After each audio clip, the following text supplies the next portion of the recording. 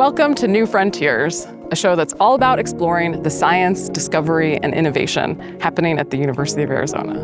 I'm your host, Erika Hamden, and for this episode, we will explore ways in which we might grasp the unseen and make the seemingly invisible visible. Not with a magic trick, but with something way better, science. Join us to look at black holes, virtual reality technology, and accessible engineering. Let's go.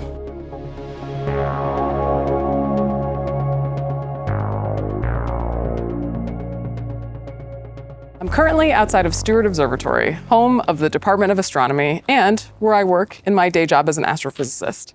I'm here to meet up with a colleague who's part of the Event Horizon Telescope. This is the project that brought us the first ever images of a black hole. Images that were once thought to be impossible because black holes are supposed to be black. They've just released a brand new picture, and I am so excited to show it to you. But before we get to that, check out our story on the project from a few years ago when they released the first images that blew everyone's mind.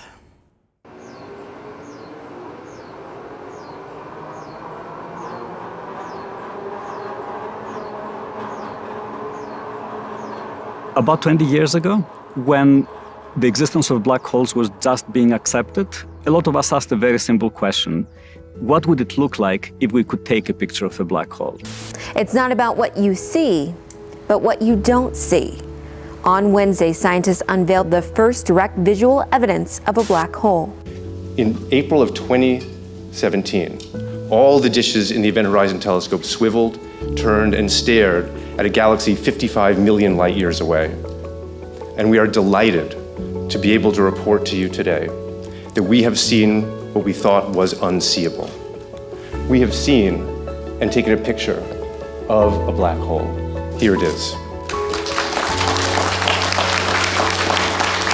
I was stunned by how fascinated people were with the black hole.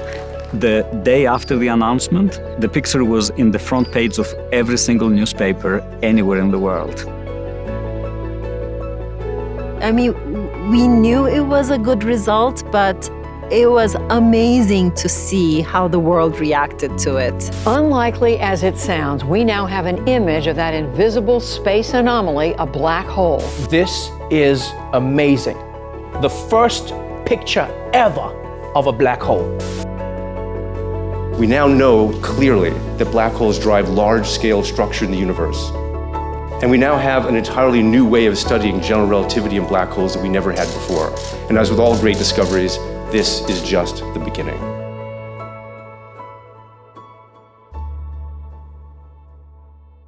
So, of course, our experiment isn't done. Once that initial excitement died down, we went right back to the drawing board and we said, okay, we have more data in our hands from that observing campaign. We have this other black hole. We've been working very hard at it, and hopefully we'll be able to share the results soon. But very much along the lines of what is inferred for M87 and Sagittarius A. A black hole is a warping in space-time that is so strong that not even light can escape from it. And you can go quite close to a black hole, but if you cross that virtual surface that we call the event horizon, then you'll never be able to come out from it. It's a place in the universe where our ideas of how the smallest things work with quantum mechanics and how the largest things work with gravity and Einstein's theory of general relativity get married to one another. Like they both play a role in the event horizon of a black hole. That has an impact on the images. This is the point. So when we asked ourselves which are the best black holes to take a picture of, only two of them cross the limit.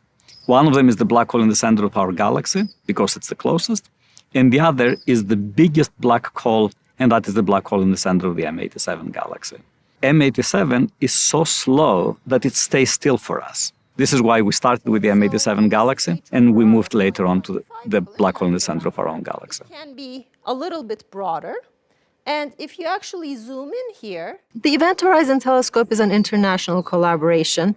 Just by virtue of how we conduct this experiment, we need telescopes all across the globe. In fact, what we really did was get telescopes on different continents to work in unison as if they were one telescope. It is centered here at the University of Arizona. We are the PI institution, and we actually held the first meeting of the Event Horizon here in Tucson. We hosted the meeting. We made possible 3 of the 9 telescopes of the Event Horizon telescope, 2 of them here in Arizona, one on top of Kitt Peak and one on top of Mount Graham, and the telescope in the South Pole.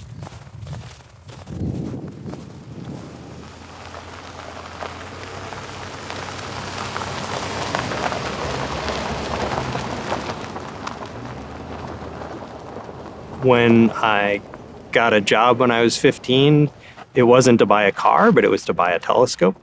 You know, I have been interested in this for a long time. Going to a telescope is perhaps a little bit like going to a monastery. You're locked in a space with nothing to do except for your work. The first part of my work in this project is making it possible to do the observations. And currently I'm responsible for making the 2 observatories in Arizona and the one at the South Pole work each year. Things we have to worry about that are a little bit surprising are things like the temperature of the cables that carry our signals and how they change during our observation, or the little quartz crystals that do the oscillations that we use to reference our measurements to. You've always got to be checking something. It's like if you're driving and you had, 50 mirrors that you had to be checking all the time. It's a lot of little things, but if you get any of them wrong, then it doesn't work.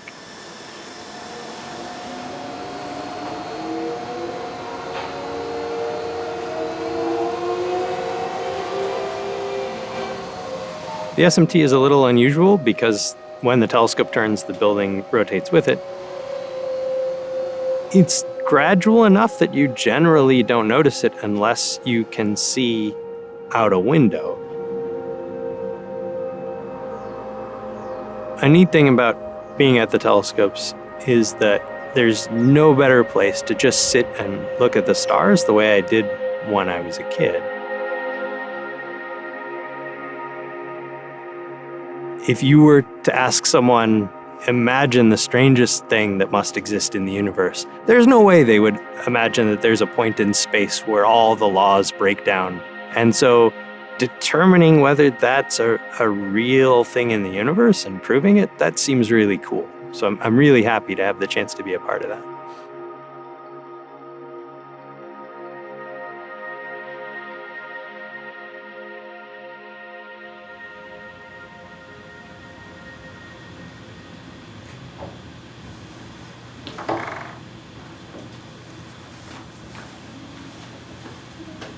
Einstein told us how to interpret the world in a way that is very counterintuitive. The equations of Einstein's theory are very complex, and the only way to make any progress is to throw them on big supermassive computers and calculate what they predict. So what we do is we make a virtual black hole. We calculate the motion of the plasma and the motion of light coming out of it, and then we simulate the observations just like the real observations happen. We actually have a little machine that we control our simulations with our hands while the simulation is running in real time. And now we're at a point where our tools here at the University of Arizona are so efficient that we can actually render a single simulated image in a fraction of a second. We have spent the last year and a half finessing our tools, given what we know from the previous image, and we are very, very eager to see what this second black hole picture will look like. Is it the same? Is it different? Does it agree with Einstein's theory? Does it not? University of Arizona have just announced new information about the center of our galaxy. Literally just announced what they're calling a very groundbreaking discovery and very cool stuff here, Nicole. Good morning, everyone, and thank you for being here while we share with you our exciting new results about our galaxy, the Milky Way. At its heart, towards the constellation Sagittarius, is Sagittarius A star. the supermassive black hole suspected to reside there. Today, the Event Horizon Telescope is delighted to share with you the first direct image of the gentle giant in the center of our galaxy, Sagittarius A star.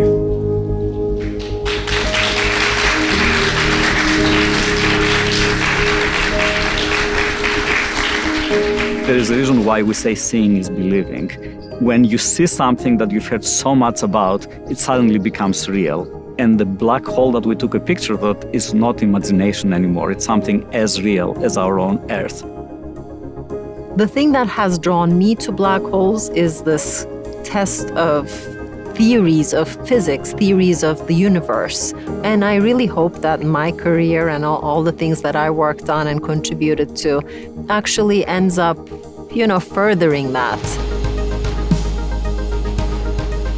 The release of Sag A star brings us to the end of that top-level goal. But the amazing thing is that the data we've taken since the very first experiment has gotten so much better that astrophysically, we're going to learn a lot more from everything we do after than we do from just these two first pictures. As humankind, I think we do a lot of things because we're intrinsically curious. We have a sense of wonder about the things around us. The story of the black hole just is a chapter in that book.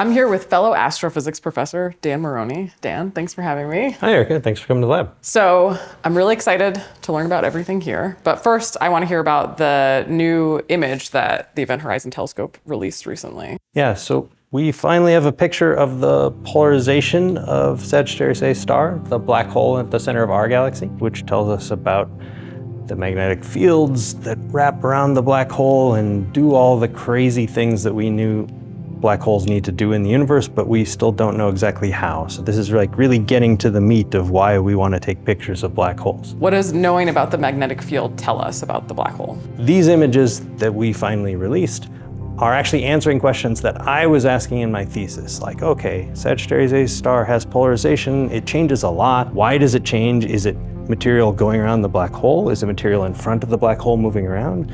We're getting that answer out of these data. It's very exciting for me because, I've been imagining what must be going on and writing papers describing what could be going on, but now we can see what's going on. So this is my favorite of our results. That's pretty amazing. And it's only going to get better. Yes, only going to get better. Okay, so tell me about this very shiny detector. The main thing is observe at more wavelengths at the same time and observe for longer so we have enough time to see things falling into the black hole, maybe being launched out of the black hole. And the next big campaigns are, can we observe entire movies of black holes? Could we keep observing and watch things orbiting M87? Yep, it's going to be exciting. We're going to make some big changes, and this receiver is part of that. So you'll be able to take the donut picture and make it even more precise. There's also buried in that donut somewhere that we can't see yet, there should be light that has actually orbited the black hole and just escaped. And if we had more resolution, we could see that, and it would open up whole new kinds of science. And you would be really testing general relativity at that point, right? That's right. Yeah, it tells us exactly what that should look like, but we need to see it. Well, thank you so much for showing me this really cool receiver. I've got to head over to the Optical Sciences building for our next story, but I'll see you soon. Yeah, thanks for coming.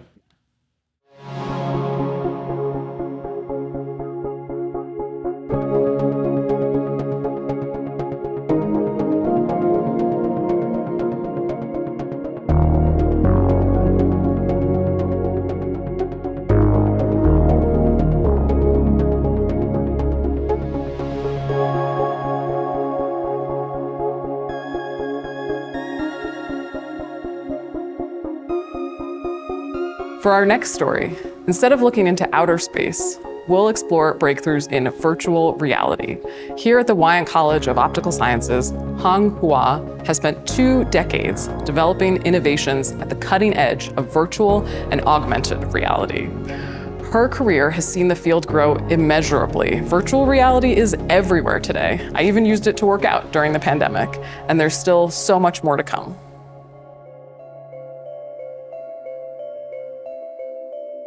Years ago, when I was in the first year of my college, my initial fascination was to develop telescope systems and look in outer space.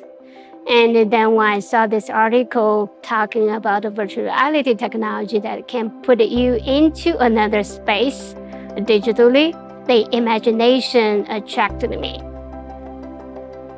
My name is Hong Hua, and I'm a professor at the Wyant College of Optical Science at the University of Arizona. My work here is mainly working on optical technologies for enabling advanced wearable displays for virtual reality and augmented reality. So virtual reality, you can think of it as a technology that put the user completely immersed into a computer-generated environment, versus augmented reality, or nowadays people like to call it mixed reality, is trying to insert the digital contents or the digital avatar or digital objects into physical reality so that you have this harmony between your digital world and physical reality. That's one of the first wearable live field display system that we developed a few years ago. But one of the major things that we are working on is trying to, how can we shrink it down the volume? Every time there is a new macro display technology coming up, or there is another components, I would take that opportunity to develop a new system. Like, I know this one works too. In the last few years, I'm leading a group of graduate students working on optical technology that can potentially address the most challenging problems exist in VR or AR display systems.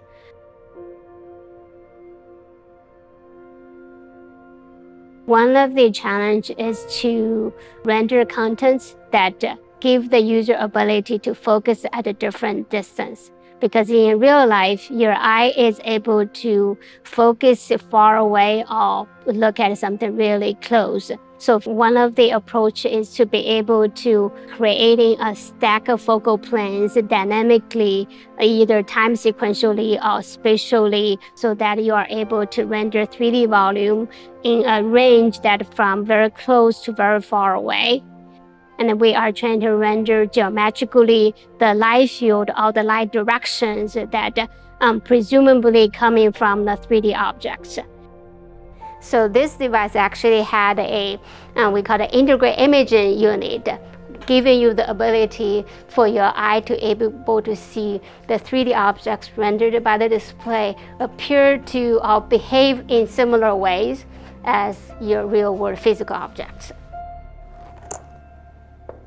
Some of the particular areas of applications that I'm personally very interested in is developing displays to help people.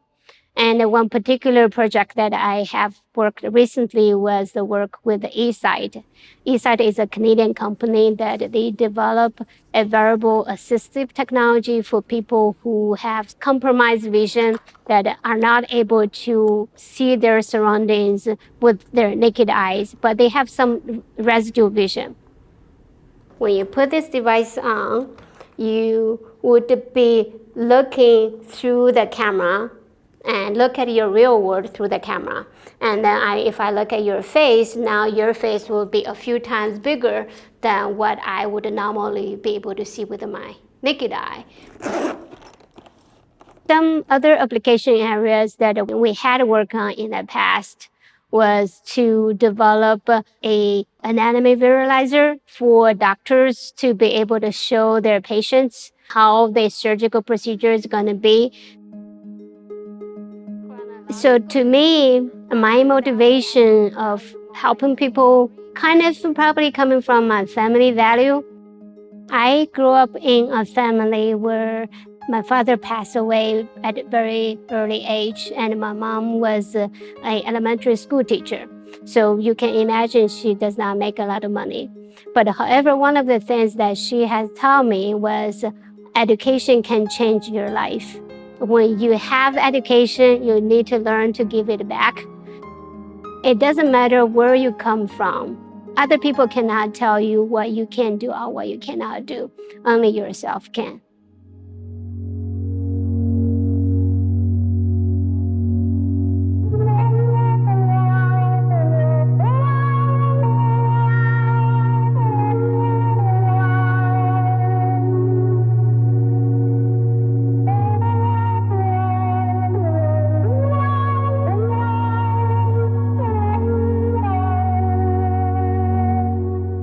The breakthroughs we've made in optical engineering are truly incredible, but understanding the world sometimes requires more than our eyes. For our next story, we'll explore how researchers here at the University of Arizona are developing educational tools to make learning about engineering more accessible for students who are visually impaired, and in the process, expand all of our minds about what it means to truly grasp reality around us.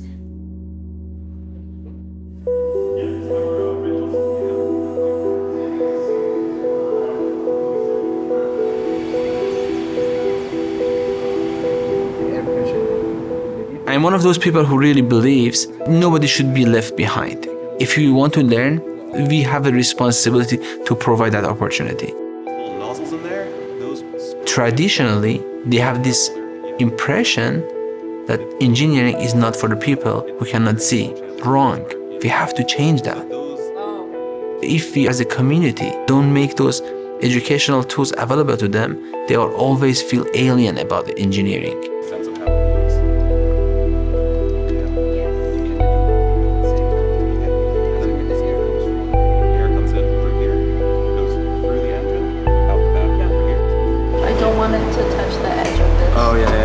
As long as your pig's in, then I'm just going to tighten mine. I was sitting in the airplane one day and I was telling myself how am I supposed to teach the fly mechanism to the person who cannot see. I assembled a team and we start to build a wind tunnel which is customized so they can understand the viscous, drag, lift mechanism. It will be very loud. We also had some noise associated with the wind, and when the wind comes in, change the angle of attack, you have a different lift, and how we can land also. They could completely hold it, feel it, and relate with the concept. Okay, so that's the drag portion. And then we also have a lift force. One of the students who was working in my lab, when she learned about my passion to develop educational tools, she said, I have a blind roommate. I came here because my friend, she got me more into aerospace and mechanical engineering. You can feel the other symmetrical letters. You think that makes a big difference? It's easier to read this type of one. Because I'm legally blind, to understand something, I need to touch it or have a motion that directs me to it. Kavan looks at the social impacts of engineering work, and that's something that I wasn't exposed before. For my PhD, Kavan was my advisor, and I had a conversation with him, and I didn't know about the limitations in education for visually impaired students. So when he mentioned that, I was like, oh, that's great. We can work something that is related to my work and connects to your work as well. We picked this robot for educational purpose because we have this shell around the system. Because we have this, it's safe and people can use it without getting harmed and then understand all these physics that is behind the system. We can explain the stability of the helicopters, flight, hovering, pitch, and all these beautiful concepts that we teach in the aerospace engineering department. We could bring these type of lessons to the people who never had the opportunity before. There's more than just a visual learner. There's auditory learners, there's tactile learners, and I think that it's important to be able to really focus on bringing as much inclusion into play when demonstrating or teaching concepts as complex as engineering or other concepts within the STEM fields. Another very exciting project that we are involved is We are very lucky we have a very good and comprehensive College of Optical Science. So my team and I, we are working with Dr. Nasser Peygambarian to develop some smart glasses, which it has an onboard sensor for navigate the environments. This is sort of an example that the blind can be told what's going on. The technology that is currently in use in the self-driving cars, but on a person. We are sensing the objects around, and we can have an audio feedback to say what I'm seeing right now. Just imagine a student that has those glasses as well.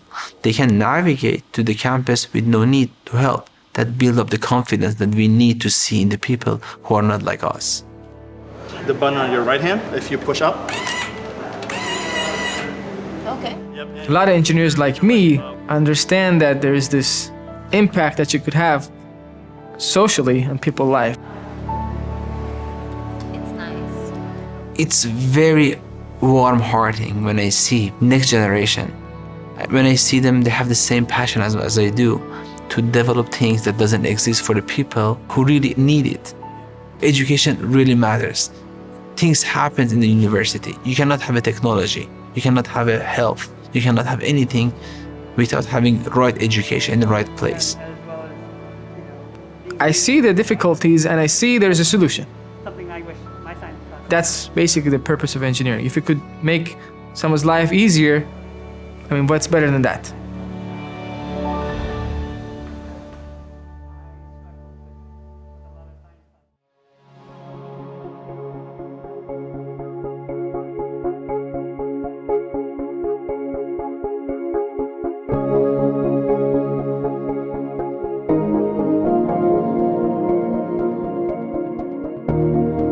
Thanks so much for expanding your field of vision with me on this all-new episode of New Frontiers. I'm Erika Hamden, and I'll see you next time. Make sure to stay tuned for future episodes where we'll explore more of the incredible innovation happening here at the University of Arizona.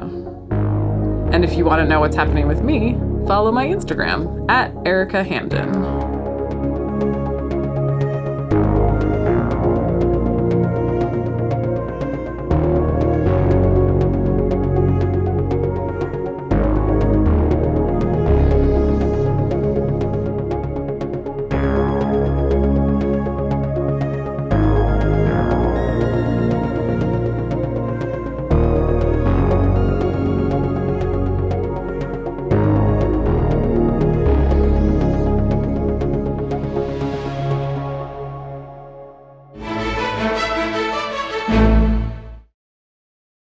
Hi, I'm Tom McNamara, host of Arizona Illustrated.